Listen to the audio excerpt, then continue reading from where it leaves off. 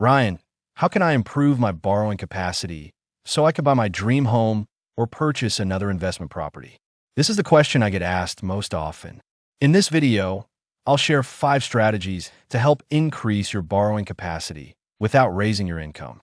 Whether you're buying your first home, investing, or upgrading, these tips will give you a real edge. If this is your first time finding my channel, don't forget to click the subscribe button below so you can watch my videos as soon as they're released. Let's get started. The reason I want to share this is that most clients I encounter in my work, especially first-time homebuyers, often miss out on properties they love and could actually afford due to insufficient borrowing capacity. Even more frustrating, many people, if they don't consult a mortgage broker in advance, have no idea that their borrowing capacity can actually be improved.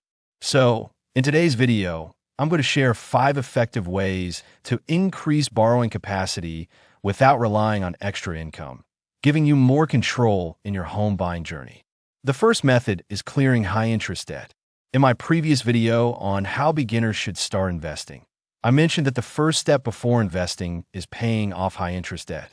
The same principle applies here because high-interest debt is the #1 killer of your borrowing capacity. The most common high-interest debts include credit cards, car loans, and personal loans. Yes, credit cards. Even if you pay your balance in full and on time every time so that your statement balance is 0, it still significantly affects your borrowing capacity. Why? Because banks look at your credit limit, not how much you've actually used.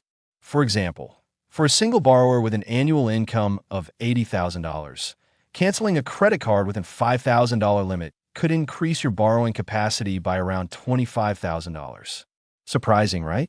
That's one of the reasons I personally never use credit cards, because they can severely drag down your borrowing power at critical moments. By the same logic, if you have a car loan or personal loan, I strongly recommend paying it off early using savings or consolidating it into your home loan at a lower interest rate through refinancing. This will have a very noticeable impact on improving your borrowing capacity. The second method is choosing the right bank. Many clients assume all banks lend about the same amount, but that's absolutely not true.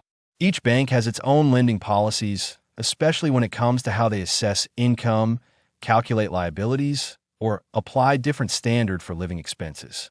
These variations can directly affect how much you're allowed to borrow. So how do you know which bank suits you best?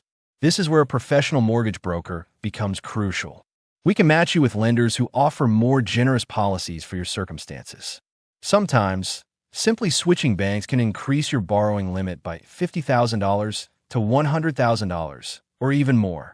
The third method is optimizing your existing loan structure. An excellent mortgage broker can not only help you select the bank that best suits you, but also optimize your current loan setup.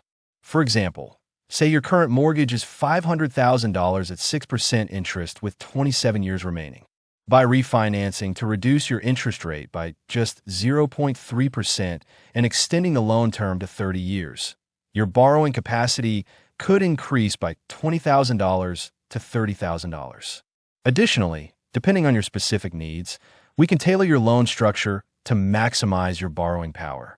Therefore, if you want to find the best product and maximize your borrowing capacity, you should outsource it. Brokers are completely free, so if you need help, definitely hit me up via email telling me what's your requirements, and I will find the optimal solution for you. The fourth method, which many people overlook, is the choice of repayment type. In property investment, many borrowers choose interest-only repayments. Why? Because the monthly repayment is lower, cash flow is in a better position, and holding costs are reduced. The game of real estate is who can hold as many properties for as long as possible. So, lowering holding costs is highly valued by investors. That's why interest-only is so popular. But when you face limited borrowing capacity, principal and interest repayment may actually be the better choice. Why? Because when you choose interest-only repayments, you shorten the actual time you have to repay the principal. For example, if you have a 30 years loan, but you choose 5 years interest only, the bank will treat your loan as having only 25 years left to repay principal. In other words, the bank assumes you must repay the same principal in a shorter period, which raises your monthly repayment, reducing your approved borrowing capacity. Similarly, When applying for a new loan, you should extend the loan term as long as possible. Most banks offer a 30-year term, and some even allow up to 35 years.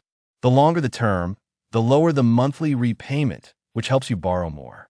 Therefore, if your goal is to maximize your borrowing capacity, the two key points are: choose principal and interest repayments rather than interest only, and apply for the longest possible loan term. Combined, these two strategies can often significantly boost your borrowing capacity. The fifth method is managing your living expenses. A lot of people think high income means high borrowing capacity, but that's not always the case.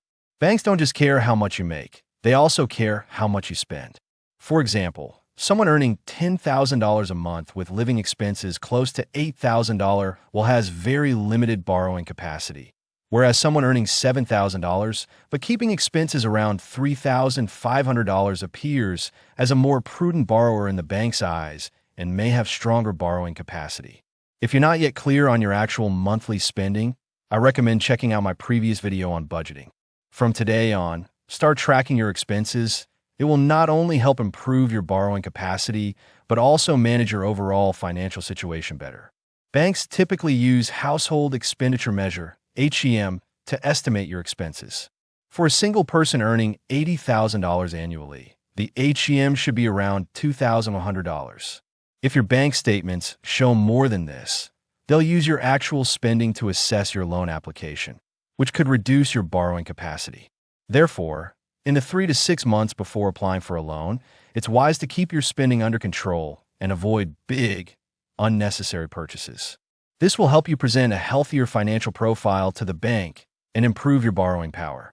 If you found today's content helpful, please like, comment, and share with friends who are considering buying a home. If you have any mortgage-related questions, drop them in the comments or shoot me an email. I'll be happy to offer a free loan assessment. See you in the next video.